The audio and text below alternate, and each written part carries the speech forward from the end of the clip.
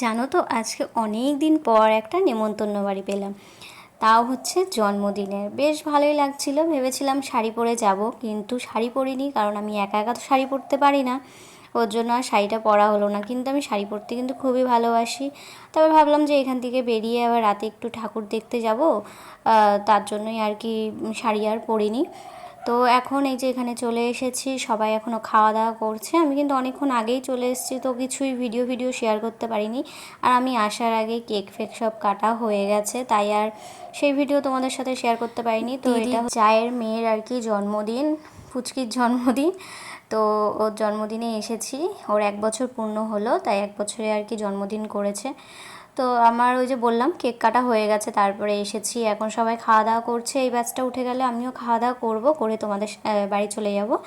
আর তোমাদের সাথে তো আমি শেয়ার করেছি যে কি মেনু হয়েছিল। তো এই যে বিরিয়ানি হয়েছিল, চিকেন চাপ হয়েছিল, আর যা থাকে জন্মদিনে, আইসক্রিম মিষ্টি সব কিছুই ছিল। তো এখন সবাই মিলে এই যে খাওয়া দাওয়া করতে বসে গেছি। পাশে দিদি আছে, তারপর দুটো দুটো দিদি আছে আর কি পাশে। তো দাদা বৌদি সবাই আছে, সবার সাথেই খাওয়া দাওয়া করতে বসে গেছি। আমার বর্মশাই আসতে পারেনি, ওর অনেকটা রাত হবে, এর জন্য এর কারণে আর কি ও আর আসেনি। আমি একা একাই চলে এসেছি, ও বলেছিল যে আসতে পারবে না। তো যাই হোক, আজকেই কিন্তু আমার বর্মশাইয়ের রাত্রিবেলা জন্মদিন, তাই আমি ওর জন্য আরও তাড়াতাড়ি করে বাড়ি চলে যাব। একটু আয়োজন করতে হবে। তা কী আয়োজন করেছিলাম সেটা সবটুকুই তোমাদের সাথে শেয়ার করেছি।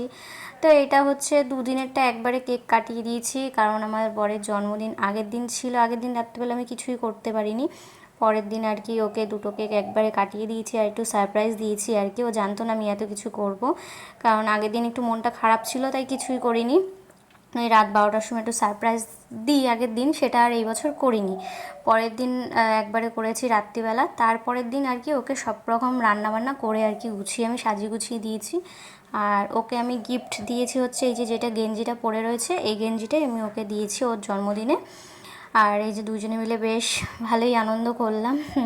আর তোমরা অনেকে হচ্ছে ওকে উইশ করেছো, সবাইকে আমার তরফ থেকে অসংখ্য ধন্যবাদ, ওর তরফ থেকেও।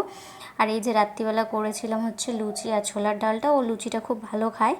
আর এদিকে পরের দিন দুপুরবেলা আবার রান্না করে দিয়েছিলাম ওকে ফ্রাইড রাইস আর মাংস কষা, আর হচ্ছে নর্মাল ভাত, তার সঙ্গে ওই যে মাছের ঝালটা করেছিলাম, আর ওই ভাজাভুজি ওগুলো খাবে, তার জন্য আর কি ওকে নর্মাল ভাতটাও দিয়েছিলাম সাজিয়ে।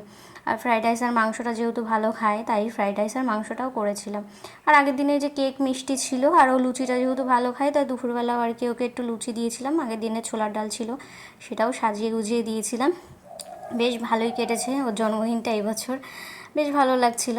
তো প্রত্যেক বছরই আমরা এরকম দুইজন দুইজনকে সারপ্রাইজ দিই। তো ও খাচ্ছিল, খেতে খেতে আমাকে একটু খাইয়ে দিল, এরকমই আর কি করে সব সময়।